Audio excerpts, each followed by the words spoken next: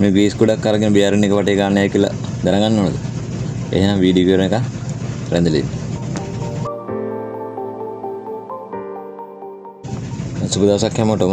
මේ තියෙන්නේ මම රිපෙයාර් එකකට ගලවපු පම්ප් එක රොටර් පාර්ට් එක. ඒකේ බියරින් එක සම්පූර්ණ අලුතෙන් ගහන්න නැතුව තියෙන බියරින් එක හොඳ නම් එක හදාගන්න විදියක් මම ඔයාලට කියලා දෙන්න. මෙන්න මේක මේ දැන් මම මේ හදලා ඉවර වෙච්ච එකක්. සාමාන්‍යයෙන් අපිට බියරින් එකක් අලුතෙන්ම ගහන්නත් ඕන. එතකොට ලොකු වේදමක් යනවා. අනේ වේදම වළක්ව ගන්න පුළුවන් බියරින් එක තියෙන බියරින් එක හොඳ නම් ඒ බියරින් එකම රිපෙයාර් කරගන්න පුළුවන්. මේ තියෙන්නේ අලුත්ම බියරින් එකක්. මේ වගේ බියරින් එකක් ලොකු ගාණක් එනවා. මම මේ වෙන මෝටර් එකකට පාවිච්චි කරන ගෙන මේ බියරින් එකක් මේ තියෙන්නේ. මේක බියරින් එක කොහොමද ග්‍රීස් කරගන්නේ කියලා මම ඔයාලට අද කියලා දෙන්නම්. මේ මම වෙන බියරින් එකක් අරන් ඔයාලට මේක කරලා පෙන්නන්නම්. මේ තියෙන්නේ පරණ බියරින් එකක්. මේකේ කැවිටේෂන් එකක් වෙලා නැත්නම් බියරින් එක දෙපැත්තට හෙල්ලෙන්නේ නැත්නම් අපිට ෂාෆ්ට් එකේ තියෙන උඩ චෙක් කරගන්න පුළුවන්.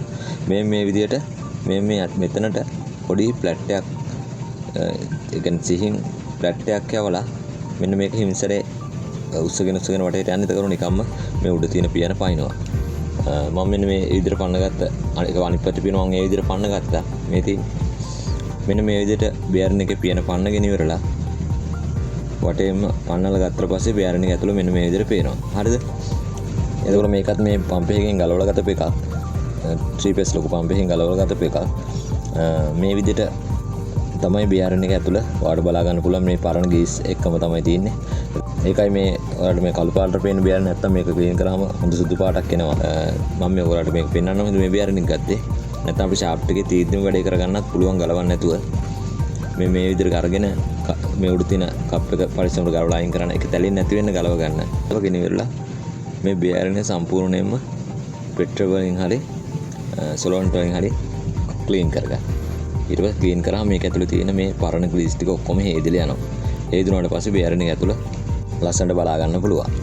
ඉතින් මේ තියෙන්නේ මේ විදිහට මම ෂාෆ්ට් එකේ තීද්දිම ක්ලීන් කරලා සම්පූර්ණ මෙතන උඩ කප් එක ගලවලා ෂාෆ්ට් එකේ තීද්දිම බියරින් එක ක්ලීන් කරගෙන ඉවරලා ග්‍රීස් කරන රොටර් පාර්ට් එකක්. මේක ඇවිල්ලා නම් මේ රොටර් පාර්ට් එක ඇවිල්ලා සබ්බෙසල් පම්ප් එක.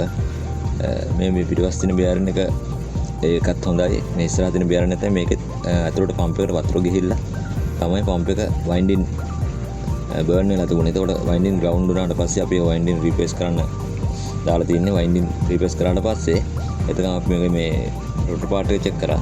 මේක බියරින් එක හොඳයි. අර වතුර ගියපු නිසා තමයි මේක මම මේ ග්‍රීස් කරන්නේ. නැත්නම් අලුතෙන් බියරින් එකක් ගහනවා කියන්නේ අපරාධයක්. ඒ කියන්නේ මේ අලුත්ම පම්ප් එකක්. මේක මේ වතුර ගිහිල්ලා උඩ සීල් එක මේ ඩැමේජ් වෙලා. එතකොට මේ විදිහට ග්‍රීස් කරලා හොඳට හොදලා ඉවරලා ග්‍රීස් කරලා මේ විදිහට පියන දාලා වටේට තද කරන යන වටේට ඒක අයිනට තියලා ඊට පස්සේ නිකම්ම මේක හොඳට අර බියරින් එක ඇතුළට ටයිට් වෙන්න බහිනවා. කිසි ප්‍රශ්නයක් වෙන්නේ නැහැ. බියරින් එක ඇතුළේ මේ තියෙන බෝල් ක්‍රැක් වෙලා නැත්නම් මේ විදිහ කරගන්න කිසිම ප්‍රශ්නයක් නැහැ. ඔයාලට කරගන්න පුළුවන්. මේක ගොඩක් දෙනෙක් ඒ කියන්නේ කරන්න කැමති නැහැ. කෙලින්ම රීප්ලේස් කරලා දාන එක ලේසි නිසා. ඉතින් අපරාධයක් නෙවෙයි, මේ ලොකු කොස්ට් එකක් යන නිසා එහෙම කරන්න එපා කියලා තමයි මම නම් කියන්නේ. මෙන්න මේ වගේ ඉතින් කරගන්න පුළුවන්. මේ තින්නත් එහෙම හදපු එකක් බලන්න බියරින් එක මේ හොඳටම අලුත් බියරින් එක මේකෙත් ග්‍රීස් කරා. වැඩි ග්‍රීස් ටික මේ කප් එක තද කරද්දි කොහොමද ඩිලීට් වෙන්නේ ගැන බොරු වෙන්න එපා. මම මේක කියලා දෙන්නේ ඒ කියන්නේ දන්නේ නැති අය දන්න අයට නෙවෙයි.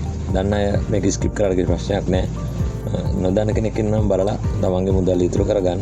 හැමෝටම ජය වේවා. බයිනායට කමෙන්ට් සෙක්ෂන් එකක් තියෙනවා. මැසේජ් එකක් තෝප. ජය වේවා.